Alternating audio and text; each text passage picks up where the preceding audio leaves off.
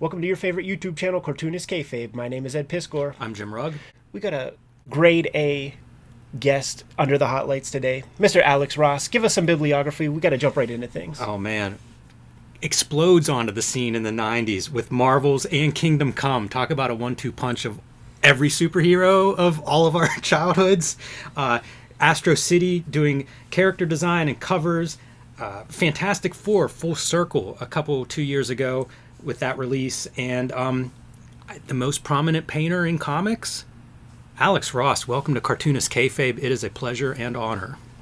Oh, thank you so much. I really appreciate being here. Very recently, we talked to Paul Pope, and he was talking about being a part of the class of 1994, along with Alex Ross and Chris Ware, and that you guys would kind of see each other at conventions and stuff. So can you tell us about that little triumvirate, and are there any other names that are a part of that? Oh, we were the class of 1994. I don't know that we all came out at the same time. Is that how he views it? Yeah. Oh, well, yeah, I think I met him in 94, but yeah, I mean, geez, I can only think of it in relation to the people I was getting to know here in Chicago, like Chris Ware or Jill Thompson, Brian Azzarello. Those were some of the key people I was coming up with at the same time. Although Jill was well established, come to think of it. I was meeting her just as she had joined Sandman. But yeah, and then I went to a convention up in Canada, in Toronto, where I met Paul Pope. Now Comics, that was in Chicago, right? Yes. They were one of the last new companies coming out of the 80s here in town, and I missed my chance to get to work with First or Kamiko. That Chicago comic scene, it seems like a really good city for cartoonists. For generations worth. A lot of talent there. You talked about coming up with a couple of those peers. How's that process in the 90s? Are you guys like meeting and looking at each other's work? Are you traveling to shows together? Are you taking anything from them? Absolutely, yeah. Well, it was just to find a fraternity of your kind, which never seemed possible before, when it's just you and your friends that you knew who like comics that you go shopping with. I was getting to meet all these other professionals, people like Hillary Barta, Kieran Dwyer. These guys started to host these parties, which happened around 1992. And they'd all known each other socially from the con circuit and everything, which I wasn't part of yet. I'd been to maybe one convention in my life at that point. But I was meeting all these people at a party, and then that would lead to more parties, and then it led to a regular bar hangout once a week. And even that once a week turned into twice a week. So there was so much fraternity with these other people in Chicago that it was a nice scene in the mid-90s. It kind of peaked with the peaking of the business in the mid-90s before everything kind of, the speculator bust and boom, and the bar we went to closed down, so we went to another bar. But, I was getting a lot out of my fellow professionals being friends and filling me in on the business that I, was just mostly coming into. Plus, they would also become my models.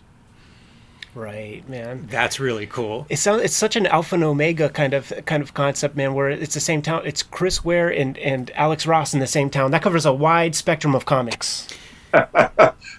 It really does, but also like you guys are also outside the norm of what I think of as like Marvel DC cartoonists. You and Chris Ware are both kind of like, I don't know, man, like extremes. Like you created your own style that was not the house style that was happening.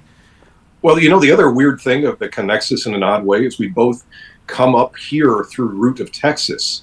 Ah, interesting. What did you have anything in a Daily Texan or any of those college papers? No. I grew up there. I mean, between the ages of 7 and 17, I was in Texas, and then I ultimately planted myself here because this is where my parents were from, and I went to the same exact art school as my mother. So I kind of always had my future plan to follow after her because she had been an artist before, and.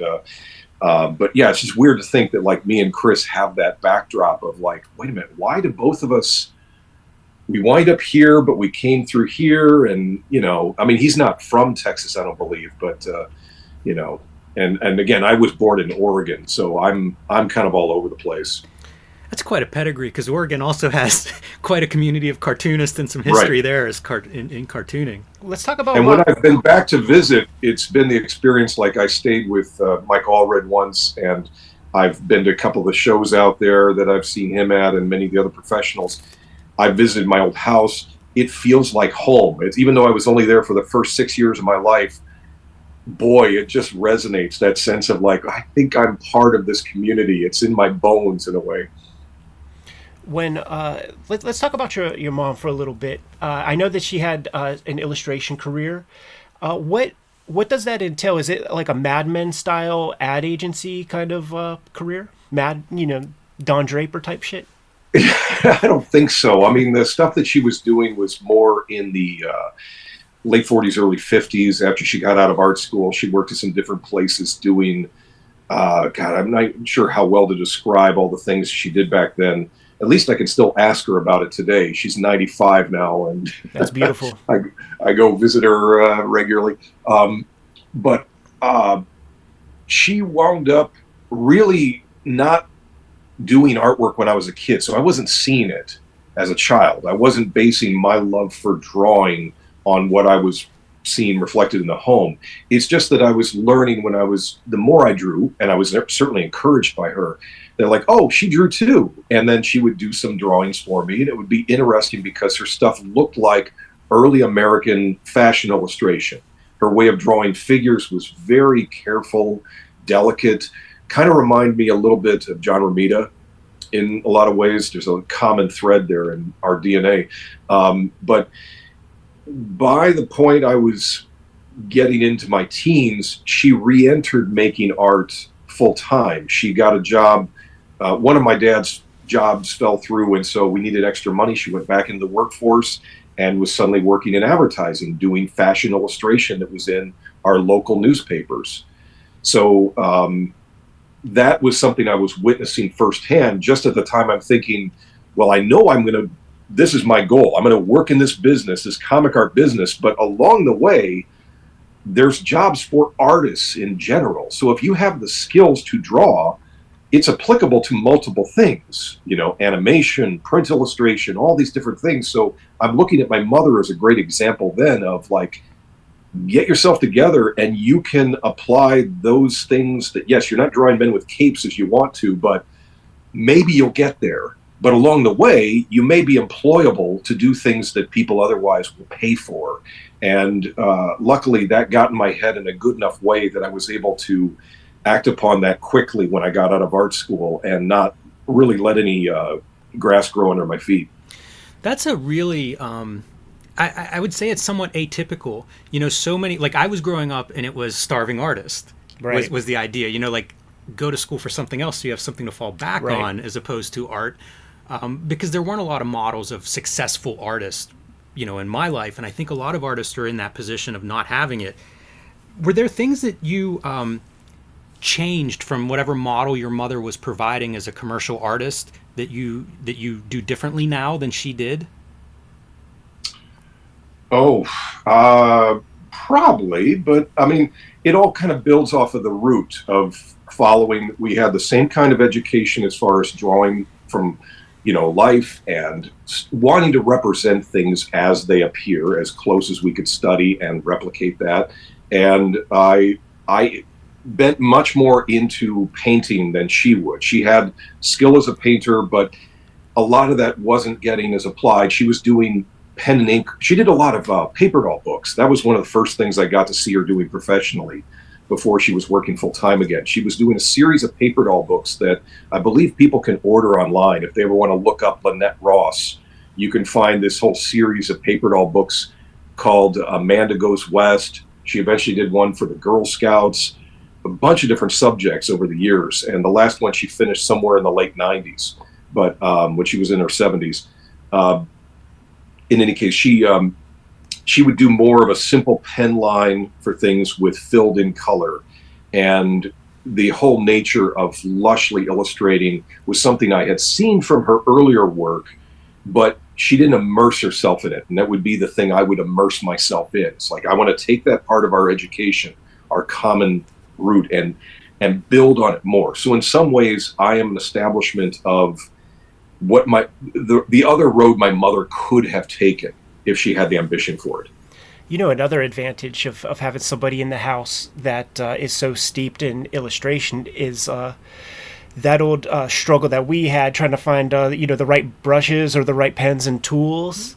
That stuff was in the house. What kind of materials was she using, and did you have access to? I did. It just, they all seemed really archaic to me. I couldn't appreciate them when I was young because they seemed like such brittle little things, and I wasn't learning any real paint techniques when I was when I was working at home alone in my room.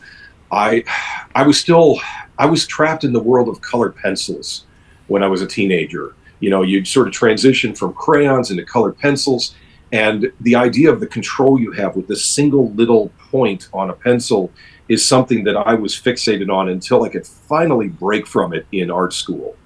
Really having daily experience working in an art class to paint with, what was then oil paint. I didn't even take the watercolor class. So it's ironic that as soon as I got into the working world, the only thing that was applicable for printing from was something that would dry immediately. So I had to do the hard, quick learn of, okay, get used to using a watercolor brush and better understanding how to manipulate gouache. And so I had a little bit of a quick education. I pushed myself through even after I had already gotten into comics with my first Now Comics stuff. I was still doing colored pencil with that book. Very little of it was brush paint. It was mostly just pencils on colored paper and just sort of lying to the reader about it being painted. It's like I had skill as a painter, but I hadn't fully got my whole thing together yet. I was going to ask if that was a commercial decision, like if at that time painting took you longer than the colored pencils. It's so much faster because you don't have the friction. When you've got pencil against paper, especially the amount of rendering you're doing by adding so many layers of color, it's so much contact and impact, whereas using that brush, and I guess we've all been taught to use the same Winsor Newton Series 7 brushes. I forget who gave me that direction eventually, but it's a no contact sport. There's no stress on my hand. I'm not complaining about my wrist giving out on me or carpal tunnel or anything. It's an easy engagement. So I was thrilled to eventually find this thing that worked better for me, that I felt control over. But at first, when you're putting that wet paint inside your brush and getting it to really fall exactly where you want, getting the level of fine detail you'd like to exercise, it didn't come immediately. It was taking a long time. And what my other detour in life wound up being working in advertising, where I did markers all day long. And between the ages of 19 and 22, I was working at an ad agency in Chicago where that was my daily gig. And I thought my greatest mastery was over markers at that point. So I was even contemplating that maybe my comics pages that are supposedly painted should be markers. And I did a series of tests in the route to making my proposal for what would become Marvels. Back when I was 20, I did these, the first page of my story, which is all of this guy who builds the Human Torch, the robot Human Torch, that is. I did the same page 3 times in 3 different mediums. One was painted, which I would eventually settle on, but one was pure markers on a Xerox copy of the pencil, so you could see a little bit of the dark pencil line copied in there. And then one page that was a mixture of a lot of colored pencil with based upon a little amount of watercolor basis. And I am so grateful I was able to exercise colored pencils for my life forever, and I never wanted to go back. But you did go back to markers when it came to color roughs and stuff with the Fantastic Four book. Yeah, absolutely. So I want to put a call out to Charlie Kochman and Gabby, who at Abrams, who made this interview possible. Thank you guys for hooking us up with Alex. Let's get the artist edition of Fantastic Four Full Circle, where we get to actually see all those color roughs. Would that be possible, Alex? Buy our books. Keep the videos coming to you on a regular basis. Jimmy has Street Angel Deadliest Girl Alive, Street Angel Princess of Poverty, True Crime Funnies, 1986 zine, BW zine. Get those at his website. Hulk Grand Design, Treasury is out there. Trade paperback coming soon. I have Hip Hop Family Tree Omnibus. X-Men Grand Design Trilogy. Red Room Crypto Killers comes out the end of February. Antisocial Network, Red Room Trigger Warnings, and the Switchblade Shorties comic strip coming to you online on a daily basis. Now that we're done showing off our books, get them, and back to the video. Actually built models by which to base my likenesses off of. So I have a three-dimensional version of each of the Fantastic Four members that I was working with, that I sculpted the heads for. So I went from, like, you know, the influence of the way I was drawing from live models who were friends of mine to then basing things on certain people. Like there's this actor named Gary Conway who was in the show Land of the Giants from 1970. And I didn't know about it when I was a kid and never saw it in syndication. But eventually, as an adult, I saw an image of him and thought, holy cow, that's Reed Richards' face. And I was so taken with it that I threw over the professor from Gilligan's Island and said, no, I'm going to redo the way I approach this character. I want it to be 100% Kirby. And to me, 100% Kirby means you match the way he drew individuals, that they were distinctive, that they weren't just sort of tropes or archetypal faces that could be anybody. And so I adapted to using this guy's face as a basis. But to really build it, I wound up sculpting a little head of him based upon you know, photo reference of the actor. And then I go and photograph this object and light it in all different kind of circumstances. And then I built these dolls where I sewed the costumes and everything. So I had all this superficial detail I could build my my reference library from, while kind of expanding beyond just the simple thing of using friends in doing costumes and whatever. I didn't used to have costumes back in the day, but you know, over time, you start building up a repertoire of things where, you know, I used to have my Superman model wear a tight-fitting T-shirt, and eventually we got him a full costume to wear because maybe I'll learn something new from having an actual full costume. And I did it, you know. I mean, there's going to be some things that come into your mind new because you're seeing that texture being reflected back at you. That's new information that then I can reinterpret and then bring back out in the illustration, you know. So I like having all those resources and having the number of doll references, or, you know, and certainly, again, real people making an impact in the work is something that enriches the work, I think. I don't want to get too far from that sculpted head, because that thing was fantastic. And when you held it up to the camera and like turned it, I hate to talk because we don't see the screen. Oh, I could. It looks like, I mean, it looks like, you know, one of your paintings or one of your drawings. The light's amazing, but I kind of can't believe that you sculpted that. It is, the detail is so rich on it. Multidisciplinary. Well, I've been doing sculptures like this for years. In fact, you know, it's not unseen that I did do some sculptures that were sold, like 24 years ago or something like that. I did 2 large statues of Superman and Captain Marvel for DC. And then I did a few other busts for Dynamic Forces. And then beyond that, it's just been a hobby for me. And as a resource for sculpting by, it's been fantastic to have these things. Now I've actually just recently learned how to do more an imitation of the Hot Toys level of painting that they do on these things, where they look super realistic. And if you can have that on them too, it makes the objects that much more lively and everything. So, but I didn't really need that as far as creating my pen and ink artwork. I just needed an object with 3 dimensions that would hold shadows, that I could light.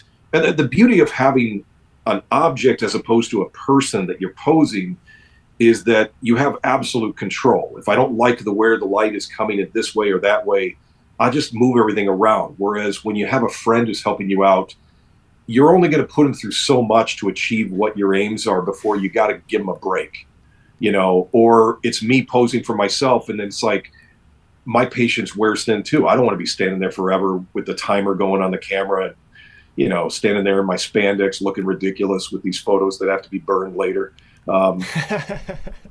So I love using the three-dimensional stuff, but there's also an important thing of trying to mix that with reality, of not losing the connection to real form, which is a lot of it's reflected in the hands expressions.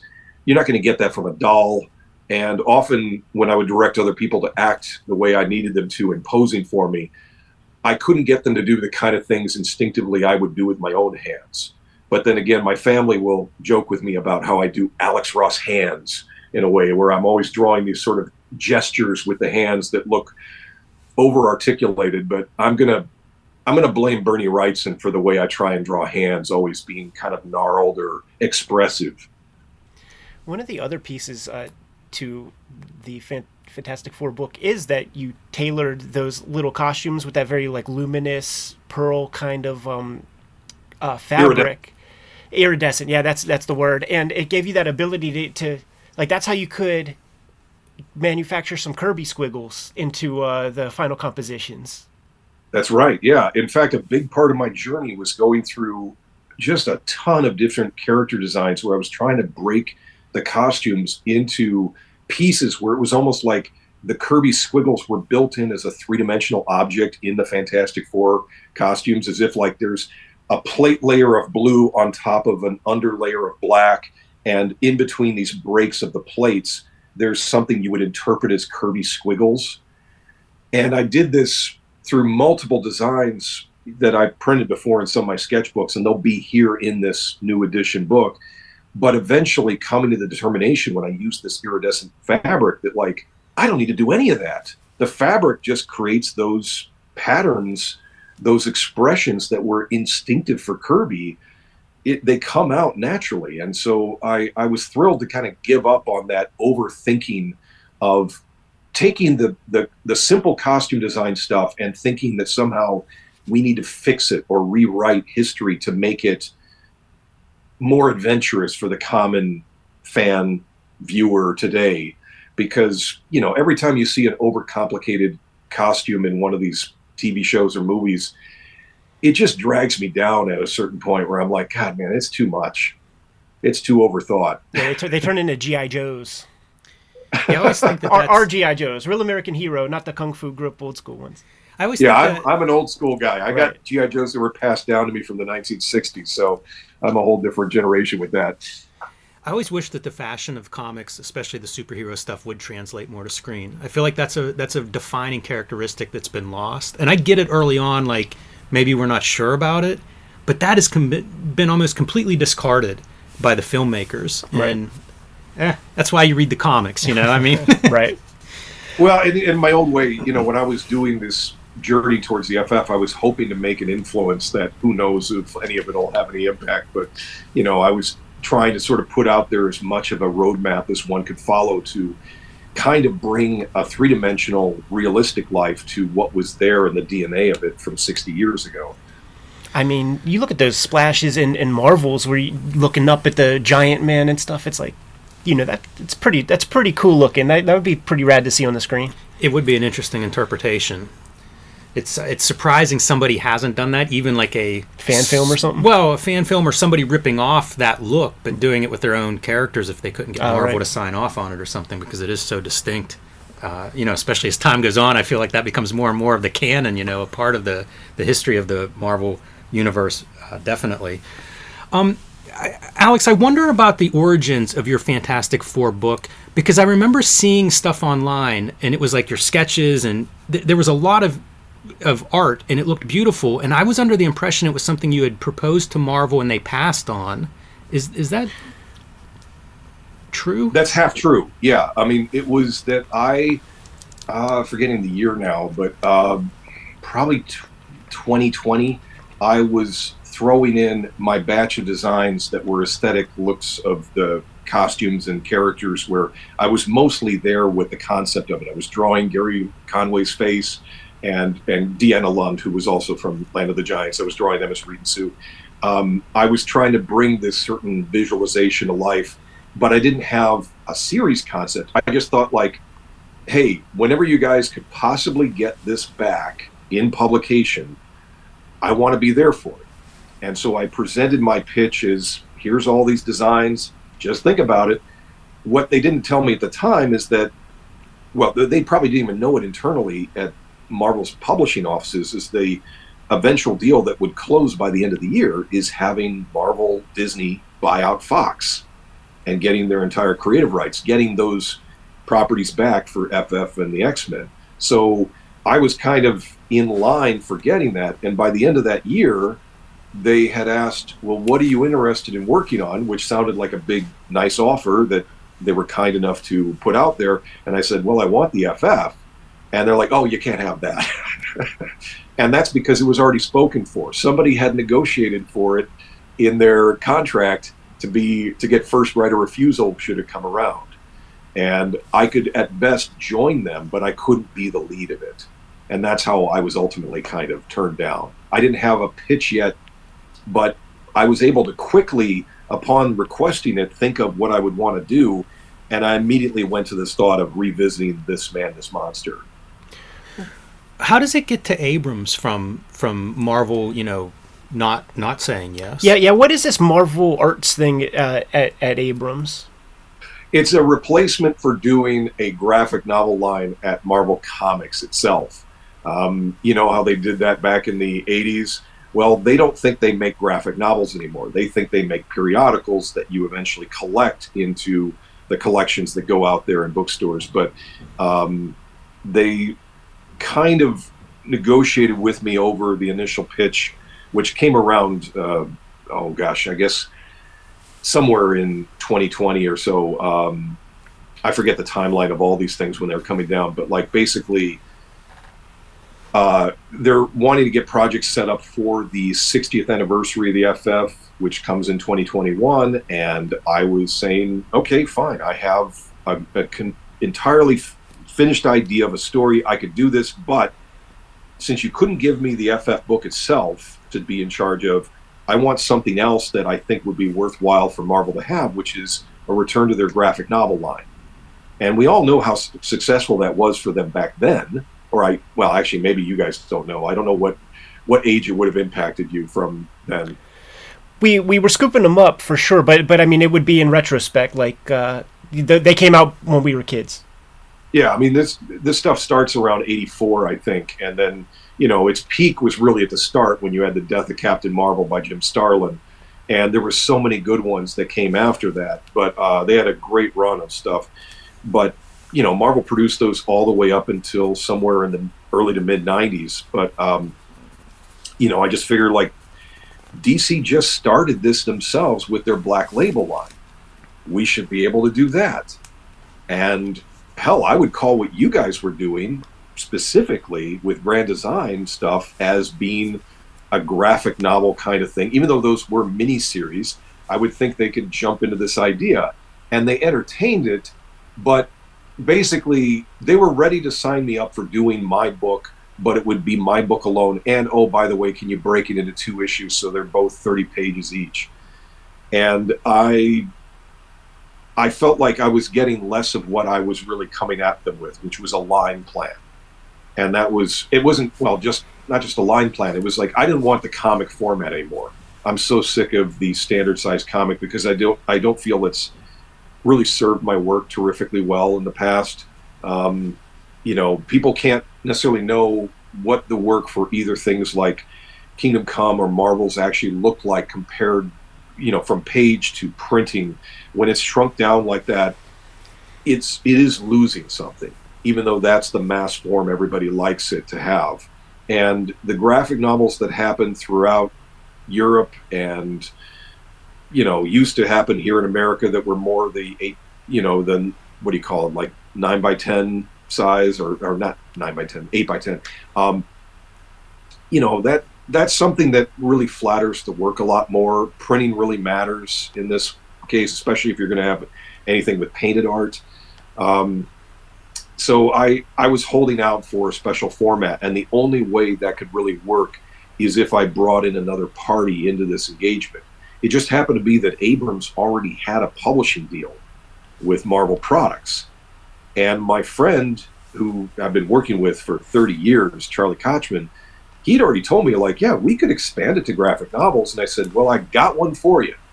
And can you give me a line? too. And he was like, yeah, I think we can. And then Marvel agreed to it and said, yeah, great. They're going to spend the money. Sure. Why not? No risk for Marvel. They just get given money. And here we are. That's where Marvel Arts comes from. It's so cool too, man. I'm friends with Michael Cho on Instagram, and he'll tease us with a feather with the ink job that he's doing on his forthcoming book. I think with Chip Kidd is right in that joint. That thing looks incredible. Yeah, I bet. You mentioned 30 years with Charlie Kochman. How'd you guys hook up? What were you guys working on 30 years ago? Well, Marvels hadn't come out yet in 1993, but it would come out by the end of that year. And he contacted me in his earliest days working there in the licensed publishing department, and he had been given my samples. What was basically the origin stuff of Marvels was my pitch that I gave. Well, actually, my pitch that I gave to Kurt Busiek back in 1990.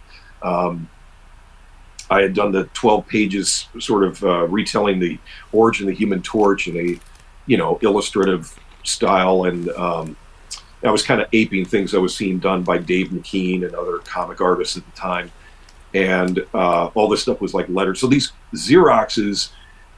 color Xeroxes went to DC, and they were floating around with the art director there. He passed them along to Charlie. Charlie reached out to me to do a book jacket cover for a Death of Superman retelling, which was the Louise Simonson edition. There was two different versions they had. There was a prose novel version, and then there was a kids book version. She wrote the kids book, and I did the painted cover for that. So that'll be your first DC piece? Yeah. Pretty cool. Did not know that. You also mentioned like these graphic novels in the 80s, and I was kind of curious. The 80s is something that I mostly read comics after the fact, and there's some really important stuff there. I think of like the European stuff. The Catalan Communication graphic novels was a lot of great artists. That was the first time I saw them. Were you buying comics pretty much like continuously through the 80s? I guess you would have been a teenager then, maybe into absolutely. art school. Were you buying all that stuff? Like the graphic novels, the European, the stuff beyond the superheroes? Well, I would have had a certain amount of it. I only had so much money when I was a teenager, of course. I was skipping lunch every day at school, saving the money I was given by my father to save it up for the end of the week when I could go to the comic store on Friday and see what I could afford, and I had to be very judicious of what I was picking up because, and a lot of people might be spending their money on music or whatever, and I was deciding like, that's going to have to wait. That's going to have to wait until I'm earning a living and I can buy all the music I've missed out on. So comics was my lifeblood. I was thinking that's my world, that's where I want to build my future, and so I was getting as much as I could get my hands on. And of course, for the 40 years since then, I buy as many old things as I can that I couldn't afford back then, that I looked at in the store and lusted after.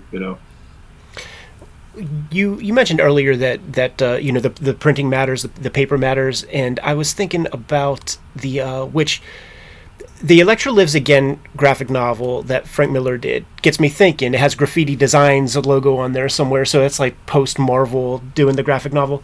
But on one of the videos where we're talking about that comic, it's a snow sequence, and when you look close at the paper, we are big dorks here, Alex, if you haven't realized. When you get really close to the print job, you know that Lynn Varley used like grays and blues to get this hue, but with the print fidelity CMYK, like there are magenta dots in there, like when you know that she didn't use any pink to like get this concoction. So the fidelity of the print was pretty dicey in the early 90s. Was there a point where you think that your work started to look its best in print, or where print kind of caught up to the work that you were turning in? Are you happy with the Marvel's print job? I guess we could start there. Not terribly so. I mean, what Marvel's looks like is just, it's okay. It's not as sharp as I would have wanted it to be from back then. It might even be sharper now since they did a remastered edition where the files, they somehow went in and digitally resharpened them. But, there's only so much you can actually do in that way, too. Some things are just lost forever. I mean, people will never see things like Kingdom Come or Marvels the way that the original art really looks. And I do feel a loss for that, because when I look at those books, I see them looking kind of fuzzy in a way. So scanning is so much better now. So, of course, things of the last 20 years have looked better in some ways. But then even some of my last comic printing experiences, including my last ones for a regular comic book, I would say there's something still not quite working. That's where I need that bigger scale. So when I was doing the tabloid stuff with DC in the late 90s, early 2000s, I was getting a better resolution of everything I was putting in. You were seeing more of what I had put effort into. So it might be that was my best print job, is the tabloids from DC. Is the work always scanned? Do you ever have your work photographed for print? It was photographed back in the 90s. So, and of course, the tough part there is that what was initially photographed and then printed from, those plates are all gone. So the only thing that exists now is scans of color printouts, the color matching sheets that I'm sure you must be familiar with those kind of things. Right. The way that printing used to be done, where you actually had a set of physical matching sheets. They don't have those either. They just have the scans of those things. So when we reprint any of my stuff from back in the 90s, that's all there is to work from. And hell, some of the stuff I've worked on in the last 20 years, I don't even have access to any of that digital work. Like virtually everything I worked on for Dynamic Forces is in some computer in their offices that no one's touched in a decade. And it just lies there untouched, and who knows if anybody will ever access that information ever again. So selling the originals is a big part of your business model? It's not necessarily with the intent of it being a survival business model. It was just always the idea of kind of making an impression that, like, you wanted to think that the work was worth something to people. So for me to sell the stuff going way back to the beginning of my career, it wasn't that I needed physically to possess all this stuff forever. I was kind of coming in and going out. I didn't have permanent attachment to my pages. I'd be a lot better off if I had saved things like some of these guys like Jerry Ordway, where he held on to everything. That's a smart thing to do. Not for the reason of making a big killing later, but more the idea that one day you can get this stuff rescanned, and then the quality of what you would put in will be preserved better later with better printing as we have now. So I regret that I don't have a way of showing off things the way that they did look. And of course, these various pages and paintings are, amidst all different collections throughout the world. And some of them wind up in exhibition now and again, where people get a chance to see, how maybe the quality will impress them if they see it in person. I hope it does. And one more question about that particular era where things were reduced to the comic-sized format. What was the scale of the original artwork? Was it 11 by 17 with a 10 by 15 image area, or were you working at a different scale? Just the 12 by 18 size, which I think is comparable to the old early 60s, 50s size page format. So just slightly larger than your traditional 11 by 17. I mean, isn't most comic pages still, if people work on paper, that is, isn't it still around 10 by 15? Yep, that's what I work on. Yeah, that's okay. That's about right. Alex, you mentioned these files existing on a computer, like in the Dynamic Forces offices or whatever. Are you sending your artwork to someone else to have it scanned and prepped, or are you doing that all yourself? No, I have absolutely no computer skills, and my greatest ambition is to make it to my grave without learning a single thing about how to use a computer. I don't even write my own emails. I do not press keys. You may end up being like the last sane human on Earth by keeping these screens at a distance. But the flip side of that is that there is so much control over that stuff. It's an interesting point you make about, I don't know, maybe the mid-90s to 2010 or something. There's probably a whole generation of artwork that we don't have a great, a perfect record of, right? At least in comics, because the technology wasn't quite there yet. The craftsmanship wasn't there on the archiving end of it. I do think things are better now. I think it's definitely progressed, but well, at least we have a lot of interest from people, like, you know, you were showing that book from the Atlas stuff, like the fact that that's even a book is amazing. To see Joe Maneely's work being collected and appreciated, that's huge. So the fact that there's enough people who are trying to bring these things together and put together new collections as they can. Sometimes they can just scan old comics and make use of what's available, but a lot of times you've got people taking the extra tools to enhance. And I think, honestly, one of the upsides of AI might be that it can go back in on certain things that we only have some information for, and have it sort of rebuild and rethink what was physically there in the detail of that image. I think that scans of a lot of my artwork could be further fixed if AI has a hand at kind of going at it at some point. I'm not leading that charge myself. I just think that that's the future. It eventually will happen. We'll have a better record of things just because the computer brain will be able to figure out from just what scant information there is, how to extrapolate a sharper line or a more detailed texture. Yeah, you'll see a lot of ads for that on Instagram and stuff where people are scanning in old photos and doing that sort of thing. Staying away from screens speaks a lot about the volume of output that you have in your career, certainly. Walk us through a work day, and is a work week 7 days a week? It used to be. I did that for the first 18 years of my career, I would say, maybe 20 years. I was working 7 days a week because, well, when you don't have a life, you know, why wouldn't you be working? You know, I mean, it was the nature of things. But no, I happily changed over to mostly keeping my stuff within the 5-day work week. And then what that really means is that I'm up until like 4 or 5 in the morning, Friday night. Saturday, I'll give myself a break to stay up late watching movies, but not working. And then come Sunday night, I'm kind of back at it in my office. And, you know, in most ways, it's just because it makes me feel better. Like I'm more satisfied thinking I've jumped into the start of the week as opposed to just sitting around screwing off, you know. Alex, I think I have to break it to you, man. Once you cross that midnight threshold, you're into another day. I think you still have a 7-day work week, man. Yeah. No, but I mean, I get up at, I've only been up for like an hour. So right now, this is my typical kind of thing of, you know, getting up anywhere between 10:30 and 11:30. And then, you know, I do an early crashing in when everybody else in my family is retiring in the early part of the evening. I get a nap in, and then back at it at like 9:30, and then up till 4:30. Yeah, that's awesome. You work from home? Oh, yeah. Yeah, it's interesting to carve out that space where everybody is asleep, where you can actually work. You know, it's as if you're on your own and can just kind of concentrate on the work. I know a lot of artists that have some version of that. Yeah, it's the two methods. It's like you either stay up later than everybody or get up at 5 a.m. or something. Right.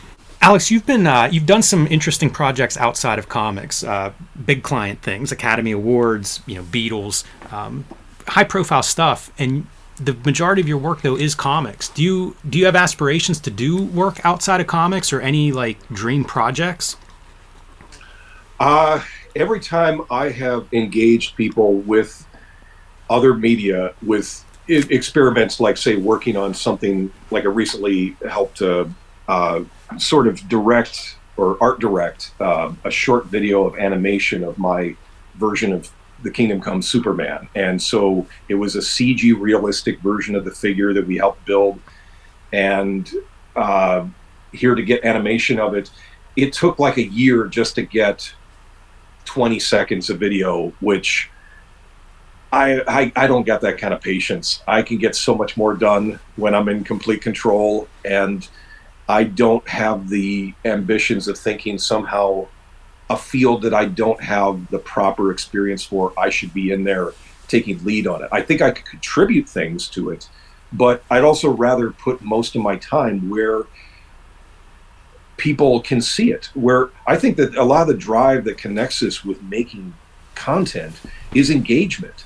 We like to know that we're being seen, that we're making an impact to other people, even if we're not traveling to go meet them in person, which of course I don't anymore. But, you know, I know the work is being seen, and I like that idea of it's my relationship to a reader, to somebody else who's of a like mind as myself, and it's kind of a, cooperative arrangement in a way. I don't feel like I'd have any control with other medium stuff, because again, I could be an artist who's working very hard on designs for things that you'll never know my name, and you'll never see the hard work I did, and there's a lot of reward in that, but I've got a sweet deal in comics, man. People have seen the work, and some people know who I am, and it's nice.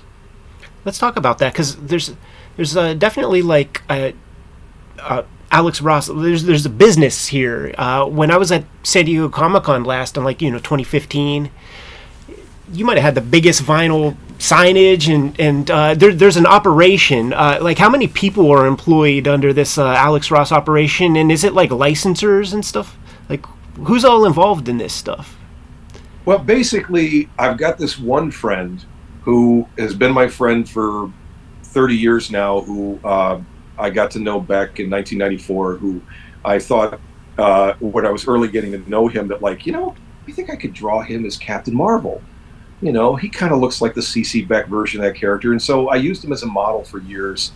And we were just, artist friends. His ambition as an artist would eventually kind of get pulled into my orbit of simply, there was a need to sell my work because the former agent, that relationship fell apart, and then he stepped up and he saw the kind of the future that you're seeing at the convention. He saw that in his mind 20 years ago. He could imagine how to build this and turn me into an industry, even if I'm not there to be engaged with, which is a much better idea, because once you're getting the real me, it's going to let you down. It's just going to. But, he's built this thing, this monolith that I couldn't even answer for you how many people he does employ there. There's really only two main guys that are working together. There's Sal Abenanti and Chris Rupp of Rupp's Comics from Fremont, Ohio. He's got a warehouse that he sells or ships all of our prints out of, and we're licensing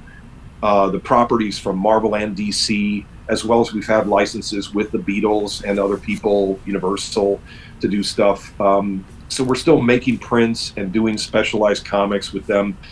And I'm largely as divorced from all that as, in a way that would be probably upsetting to know just how little I'm aware of this monolithic impression. I've seen it once in person, only at one show in New York Comic-Con, like 5 years ago, and that was good enough. I haven't been to San Diego in 20 years, so. Very, very impressive, and you're definitely in a sweet spot if you delegate.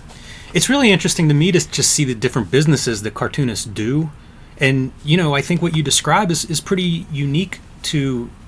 Maybe every cartoonist has a unique way if you actually got into their tax returns or something, but it's exciting to see models of different businesses and how cartoonists and illustrators, painters, fine artists, how they make this work. So it's fantastic to hear a little bit of that, Alex. Alex is putting the bug in my ear already, man, because it's like, hey, we know Sven at Marvel.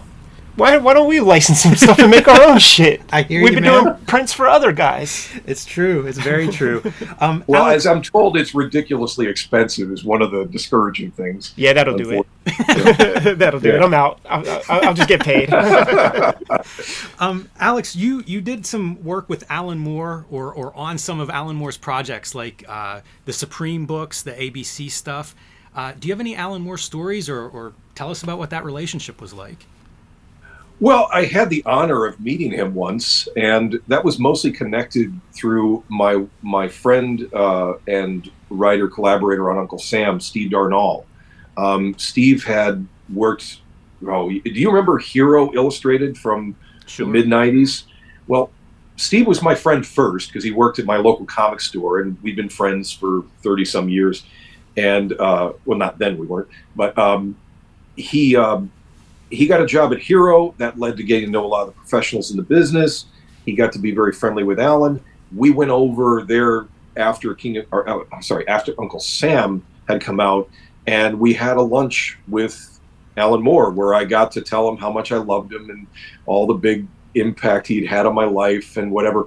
What's kind of ruining this now. It's kind of more of a current story than an old story, is that I knew he was, well, he's there telling me that he went into a comic store and spent his own money, which he said he would never do.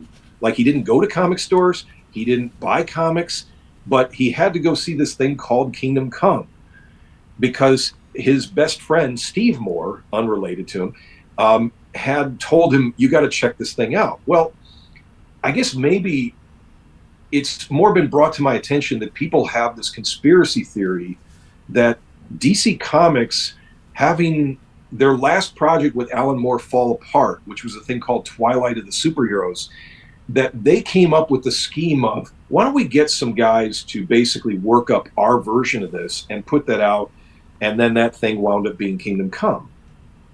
Well, that isn't what happened, but with enough time being added, that story starts to take, if you've ever heard about this pitch that Alan had written, which was like 40 pages of description of the story. I bought a copy off of eBay. Yeah, that was early in eBay days. That's one of the first things I downloaded when I had access to the internet.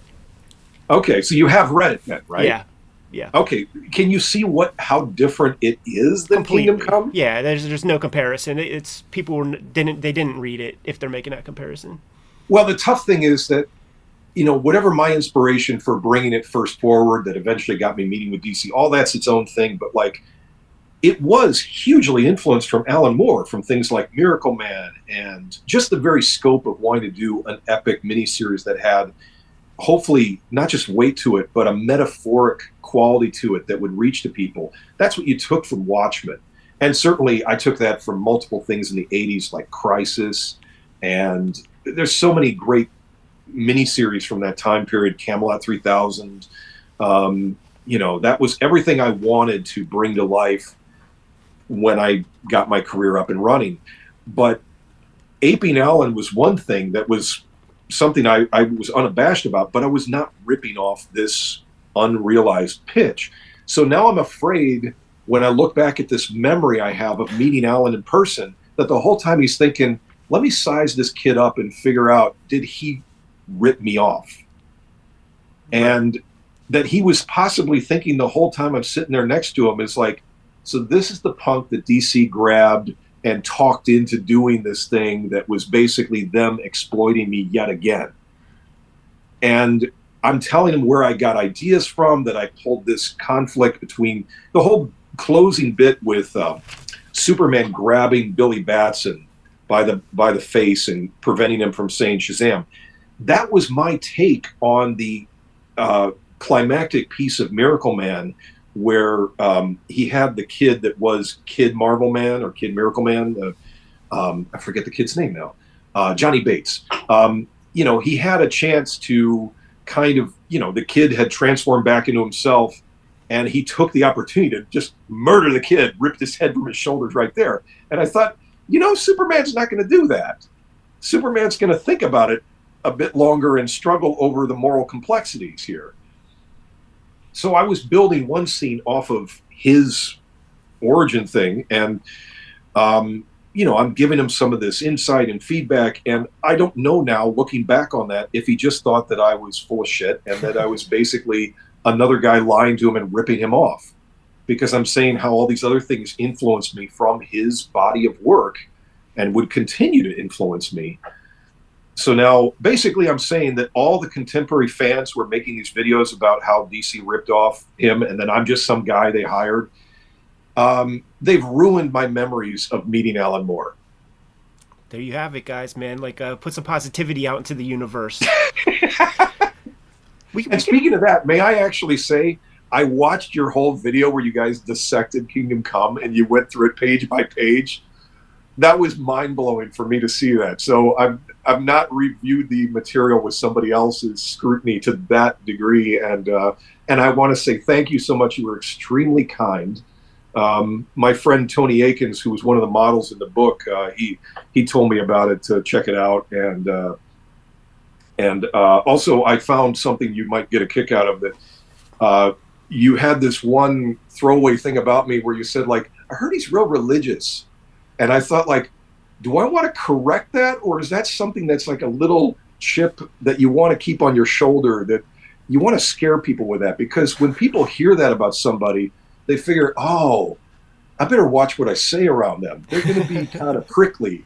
So I think that's an awesome thing. If that's a theory of me, then I don't want to change that. I think I see some Illuminati imagery over to the left of your shoulder there, man. A little pentagram or something. Oh no, that's Moon Knight. Alex, the calendar. Yeah. So that Marvel style, man, like that was just not seen in comics whatsoever. You start to turn in those pages. One, I'm curious what that looks like if you got to like deliver the original art to the Marvel offices, and then when it does, are those pages circulating? And do you have any stories about people's reactions to that stuff internally well before the public got to see those pages? Well, it may be that when the stuff was initially coming into their offices, and you have the still working in the office John Romita Sr., that helped to get him to agree quite readily to pose for it. You know, because by the fourth issue, I've got one of the architects of the Marvel Universe participating. He's actually contributing by posing for my assistant editor to play his own kind of cabbie self in the story. It was fantastic.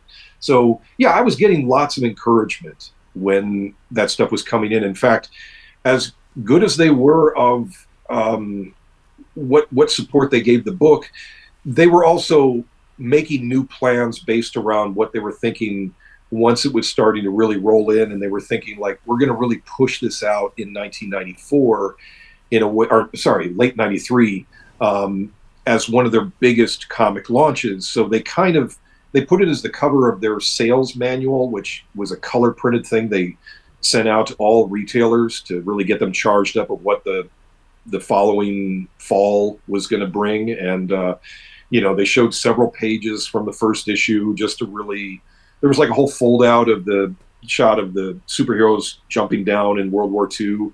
And they gave me as much support, more support than I really ever could have bargained for. But what comes with that at the same time is they had bigger plans that had nothing to do with me, which they got to look at what else are we going to have in the pipeline to cash in on this whole painter thing. So they had a series of one-shots that were all related to the Tales of Suspense, Tales of Astonish, Strange Tales. Those were already being worked on. A few of them were already done. And then they started to build up a Marvel sequel without, sorry, that's my airbrush going on, without really consulting me at all. And so the editor went straight to Kurt Busiek, who, it's weird because I was kind of in there bringing this project to the editor before there was a partnership between me and Kurt. And then so they just go straight to the writer because they figure, well, the writer came up with all this, so let's build it out with him. We got this other painter, a guy named Tristan Shane. They started doing new pages with him, and there's a sequel being worked on while I'm still working on the last issue of Marvels. And nobody asked, like, hey, how do you feel about this? I had to hear about it from Kurt, but the editor didn't make it a point of like, well, let's make sure Alex isn't bothered by this. So you can imagine I wasn't terrifically bothered when I was working on my plans to get my ass over to DC, you know, which I was conspiring to do at the same time. So we were both stabbing each other in the back right at the same time. That's a very mature way to look at it. Make reasonable. Making that deal for the X-Men Grand Design stuff with Marvel at the start, you know, have the lawyer, had the agent, all that stuff set up, and got an equitable deal that I was very happy with. But like my people who have worked with Marvel for 30 years, they were like, Ed, Frog and the Scorpion, dude, they will figure out a way to screw you or to make you unhappy. It's their nature. Like it's what they do. It's a part of the game. So gotta expect it. Man, it does seem like bad etiquette though to not even tell you about a sequel in the works while you're still finishing the first one. That's pretty bad behavior. Yeah, I agree. Well, I mean, this would follow me over other projects over time. I mean, you might remember there's a follow-up to Kingdom Come I wasn't a part of, but I was involved in those initial discussions. I just backed out of it. But this kind of thing is just the nature of this business. But you would think that they could go, hey, wait a minute, who's the first guy I talked to about this project? Maybe talk to them first and see if they even have any interest in the thing. I knew I didn't want to take the character who wasn't even going to be in the next project, but I didn't want to go into like the later 70s, 80s, and then modern age, what was then the modern age in the 90s. I didn't want to cover all that era of history. I wanted to really get all this love pointed at the golden and silver ages and really peak it with the death of Gwen Stacy and say that, like, okay, that's kind of the death of the silver age in a way, when stuff started to get dark, and of course that was 50 years ago. Could have been a misuse of your talent to have you painting Nomad versus Sleepwalker. Could have been a misuse of the skills. Yeah, you only have so much time. That's probably not the best way to spend it. You got something, Jim? I need to compose myself after that reference, Ed. Alex, Marvels is such a big project, and it comes so early in your career. Is that how you proposed it, as like, this is a big event? Or, like I remember seeing sketches of yours, for example, pencil drawings, and thinking like, oh man, I love the way this guy draws. Maybe he should draw some stuff too, not just paint it, which you have done since then. But was there an alternative? Like, if Marvels doesn't get greenlit as this giant event, and some of the giantness comes from the quality of work you do on it, but if they don't give that to you, or if they don't approve that, was there a, let me send in some pen and ink work? Was there an alternative in your mind to? Well, weirdly enough, there was a secondary project that was out there with a different publisher that I had kind of a tentative agreement to take on. And I was hoping to just leave my job in storyboarding, so I didn't want to do that anymore. I wanted to go full on into comics. So for me, it was a matter of like, I just want something. And of course, Marvels is the one I really want, but this other thing was with Eclipse. And I want to say it was a script it was a pitch from the writer Buzz Dixon, who's the brother of Chuck Dixon, right? I never knew that. You don't know? No. Oh, I think, well, maybe I'm wrong. Anyways, so he was working with the publisher at that time, and he had a thing he pitched called Lovecraft and Howard that was about H.P. Lovecraft and Robert E. Howard. And their friendship was only through writing to each other, so they never met in person. So the guy begins the story the day that Robert E. Howard is basically going to swallow a bullet, and he has H.P. Lovecraft show up at the guy's home in Texas and stop him from his own suicide, and then they go on an adventure together.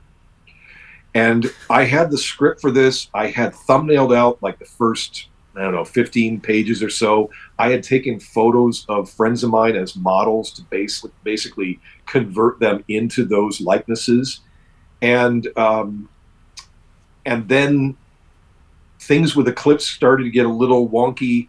I think nothing that I did with them, more like they themselves started to be uncommunicative, and then I think they went away somewhere within later that year, which was 1992.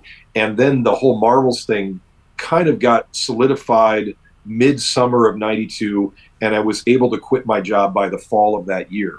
So my first issue, my first 10 pages of Marvels were done at my desk downtown Chicago when I didn't have storyboard panels to do, which would be half the time you don't have a job to work on. So you're sitting at your desk doing other commercial jobs. And my boss was cool with it, but I started my work on the book there, but I did have this other route I could have taken. And there was part of me thinking, well, wait, what if both things come through? What if Marvel comes through and then this Eclipse thing comes through? Can you do both? And I would have died if I tried to do both. I would have probably screwed over the Eclipse guys for the favor of the Marvel project, but I didn't wind up having to face that. And it's just the weird thing of, I almost could have wound up there. And again, that publisher wasn't going to be around for much longer. But there's also another way of looking at my Marvels thing, which was, before it became the miniseries it was intended as a pitch for just an anthology. And that was the first thing that Kurt Busiek, who I pitched it to, had said to me, is like, they don't want to buy anthologies. And I said, they keep making Hellraiser. they've got a painted anthology of Hellraiser that comes out like quarterly or I don't know, it was more than that, I think, but it had painted stories in it every single issue by all these great talents. And I thought, why can't they do that with their own properties? Why wouldn't that make perfect sense to them? Well, when we were celebrating the now 25th anniversary from a few years ago, they came back at us with wanting to do new stuff. And I was able to say, why don't we do that anthology I pitched or had in mind all those years ago? And now you can actually see what that was. That was what I intended Marvels to be before it got evolved into the point where, mostly thanks to both Kurt and editor-in-chief Tom DeFalco recommending, why don't you guys do stories about your reporter guy meeting characters in the context of adventures that really happened? And then everything sort of took off from there. Do we need to wrap up? Is that like I have one more? Okay. Well, Alex, when Marvel, and if I don't get the same amount of time that you gave to Mike Allred, I'm going to be personally upset. I mean, Alex, we could talk all day. It's more about having grace for your time. Absolutely. When Marvels comes out, I remember it. You know, I'm just a reader. I'm a fan. I don't know. I was probably 15, 16, something like that. But I remember it being like enormous, like huge. Was that your experience? Was it life changing? Like the day that comes out, or do you remember that being like, wow, this is, you tell me. Well, actually, yeah, I would put it that way, because it felt like as much verification that you would want as a talent in your life, of recognition, it felt like it happened then, and that was 30 years ago. So in a way, the growth of my own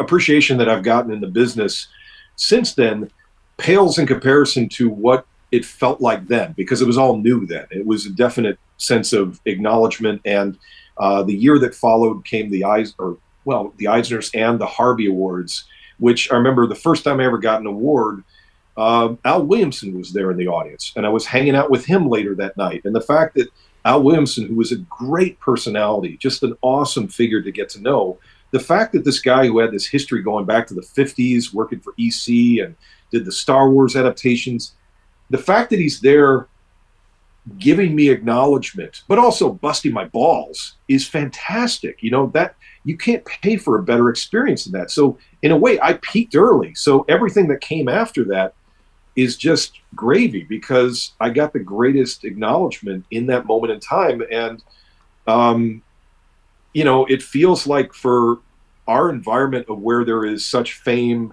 within the worlds of conventions and whatever, that I had as much as the world could give me at that moment in history. And it would repeat thereafter, but be more or less the same. That's fantastic. We talked with Bill Sienkiewicz, and certainly about his electrographic novels and Electra Assassin. And he said whenever he started doing that work, Marvel didn't know how to pay him. There wasn't like a painter rate or anything. And you look at the old Amazing Heroes and things, and they say that these books are drawn and colored by Bill Sienkiewicz. I can't think of too much other like painted stuff except like covers for magazines and stuff before Marvel's. Like, did you run into any weird pay stuff with the way they structured the deal? Was there something that had to kind of be worked out there? Was there an established painter rate? There was something, because obviously they had the experience of working with different guys. I mean, everything that benefits me comes from the guys that preceded me, like Bill. So there was something in mind of you're paying hundreds of dollars instead of, I don't know, what was a penciler rate from 35, 40 years ago. It was possibly still under $100 for a page, for all I can say. I mean, but, you know, so something was starting off somewhere in the $200 a page range or so. And, you know, obviously things would grow over time. The first time I was actually offered $1,000 a page for something was the offer I got from Scott Dunbier on behalf of Jim Lee and Wildstorm for, hey, you did this Marvels thing, why don't you come over to Wildstorm and do the history that didn't exist of the Wildstorm universe, or what was the Image universe as it's still being birthed. And I already had in mind, I have got this Kingdom Come project, and I was not getting paid $1,000 a page to do that.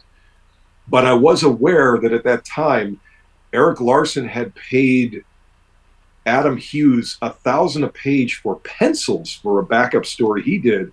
And so I was thinking, like, wait a minute, you're offering me $1,000 for finished painted pages, and Adam's getting that? What the hell? So it, those two things didn't actually have to collide, but I was not going to be swayed by the money aspect. For me, it was about the opportunity to have a certain amount of control, have it be something you cared about. And to me, that mattered more in the whole game of things. It's like, can I build from one success to orchestrating the next one? So it's my thing. And the tough part of that, of course, is it gets a little confused when you're bringing in other talents like the writers I was working with, because they then, unfortunately, the way it's always conceived in comics is like, well, writers conceive, they come up with it. Like, well, they collaborate too. And I was the pitchman. I was the one pulling together the project, but I was also relying upon those people to do their jobs as well as they were talented to do them. So it's almost like people can't judge a career path like mine to realize I was trying to orchestrate an intellectual path along the way, that these things each, I draw a direct line between Marvels to Kingdom Come to Uncle Sam. And those are my three greatest highlights in a way. And I could have just died right there, and then I had completed enough in comics. So everything I did thereafter is kind of, just extra. Yeah, one of the things that we speak to a lot of makers and a lot of creators out there, and we strongly advocate designing your career rather than just taking jobs. And I can't think of anybody else who's done a better job. Jimmy, you got a final question to wrap up things? Got to let the man go paint. Yeah, I'm good, man. That was amazing.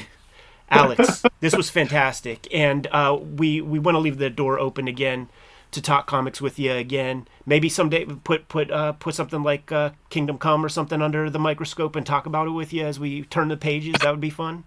Seriously, you want to do that with me there in person? Why not, man? We've done a bunch of that stuff. We got a video with we got Brian Bolland on the hook going through Killing Joke, and it's like one of the coolest videos we ever recorded. Oh, wow. Yeah. Okay, I'll check that out. I didn't see that one listed. You don't look at screens, man. I look at YouTube, but I don't live there, but I do look at YouTube, and I can click, into my hand control. I can, enter names like, can you tell me what kayfabe means, by the way? Yeah, it's like it's carny talk for, they say it's almost pig Latin for like be fake, and it's wrestling jargon, pro wrestling jargon. So if I'm a good guy and Jim's a bad guy, but we're friends, but we see a janitor walk by who might be able to tell that we're breaking the oath and supposed to hate each other, one of the others would say kayfabe, and then you got to act like you hate each other. It's kind of like inside baseball talk. Wow. Okay, yeah. That's a deep cut, man. Yeah, wrestling people know the deal for sure. Okay, wow. And also, we have another vid where Dave Gibbons sits with us for 2 hours going through the last issue of Watchmen. Like, that would be some good painting company if you're looking for it. Oh, and do definitely, I'm sure you did then give a recommendation for his art book, because he definitely shares some of his insight of his history with Alan and that, which found quite illuminating. So a lot of people have a similar journey as he's experienced, unfortunately. Right, totally. Yeah, we looked at the Watchmen art book, but we got to get that autobiography that he put out recently. That's very candid and really telling. So it's something to check out for sure. For sure. Alex, thank you so much for joining us, man. All right, thank you. Kayfabers, like, follow, subscribe to the YouTube channel, hit the bell so that we can notify you when new videos are available. We are on the road to 100,000 subscribers. Thank you very much. And if you get anything out of these videos, if you dig what we produce, make sure that you follow the channel, and it helps us out a lot. The videos are ultimately brought to you by the books that we make, but we have a Patreon, and the Patreon is there for you to mitigate the kayfabe effect. Become one of our biggest supporters, and you get all the videos before anybody else. You also have access to the live stream recording session as we produce these videos. Link in the description below for the Patreon. We have more than 1,700 videos out there, and we might have talked about some of your favorite comics. So make sure you hit the magnifying glass on the front page of the Kayfabe YouTube channel. Check out the channel, pop in your favorite titles, check out those episodes. If we haven't talked about your favorite comics, then by all means put something in the comments so that we can push those books a little bit higher on our to-read piles. Ultimately, the videos are brought to you by the books that we make. Right now, I've been working on Switchblade Shorties, which is my daily comic strip. You can find it on all of our social media platforms, the Kayfabe stuff, my own personal social media platforms, Twitter, Facebook, Instagram. There's a dedicated Switchblade Shorties Instagram, and it's also on Webtoon in its full archive. The Hip Hop Family Tree Omnibus is going quick, and it is $45 on Amazon at the moment. So scoop it up if you haven't. It's almost freaking half off, so you can't beat that with a stick. Best book I made to date. X-Men Grand Design Trilogy trade paperback. Contains all of my X-Men Grand Design works. It's the one place where you could get it all inside of one handy-dandy cover. Red Room Crypto Killers is coming out at the end of February, part of a trilogy of trade paperbacks, but you don't need to start with the first one because each contains 4 self-contained stories. So if you grab this first, Crypto Killers, then at a later time you could read the Antisocial Network or Trigger Warnings. Jimmy, why don't you let the people know what's out there? I have Street Angel, Deadliest Girl Alive, and Street Angel, Princess of Poverty, both available right now from Image Comics. These are also self-contained totally. One is black and white, one is full color. The Homeless Ninja on a Skateboard, perfect for the action comics or superhero comics fan in your life. The big news for me is the self-published comics, True Crime Funnies, the 1986 zine, and the BW zine celebrating the 80s black and white explosion. These are self-published. You can get them on my website, jimrugg.com, or my Patreon, patreon.com/jimrugg. They've been out of print and unavailable. They will be back and available March 6th. So if you missed those, March 6th, you can pick those up. And Hulk Grand Design. This is a treasury-sized edition, out of print. However, the trade paperback coming out in May this year, and that is available now for pre-order. So let Marvel know they need to keep these things in print by pre-ordering that one wherever you pre-order books. The books are the most important way to kind of keep things on the tracks. But there are some direct ways to support Cartoonist Kayfabe. Jimmy, let the people know. Subscribe to the Cartoonist Kayfabe e-newsletter at the links below this video. You can also pick up Cartoonist Kayfabe t-shirts, merchandise, hats, stickers, and more at our spread shop. That link is also under this video. There you have it. Make sure you subscribe to the channel, support the channel, keep the vids rocking. Jimmy, give them final marching orders, and we'll be on our way. Read more comics.